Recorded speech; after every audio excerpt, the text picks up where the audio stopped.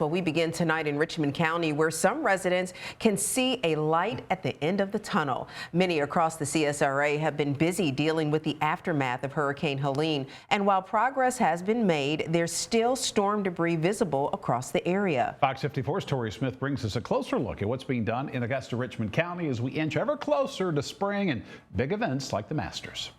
The debris in your yard may now be nothing more than a pile of wood chips. Augusta, Richmond County continues to stay hard at work to get all of the hurricane mess cleaned up as fast as possible. We're in the final pass in about 12 districts right now. We're doing by voter precinct. We've closed out 3 of those, doing some punch list items in there, like National Hills, that area. We're completely done, not coming back.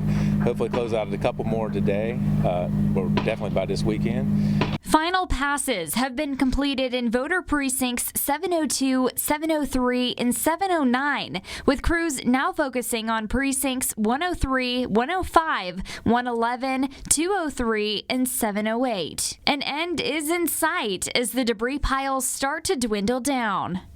The number is March 1st, hopefully, but we know April is a looming deadline mostly because there's no place to stay at that point. But I feel confident we'll be done definitely by then. Some areas were hit harder than others. One area in particular was Walton Way, and they have seen tremendous improvements. They've made several passes. They've just about finished this neighborhood. I think the only thing left are the big root balls. Richmond County has collected just over 3.1 million cubic yards of debris since the start of the removal. To put that into perspective, that's roughly 150 football fields filled to the goalposts. I had a pile that was probably 8 feet tall across my entire front yard, and it took several passes for them to remove it.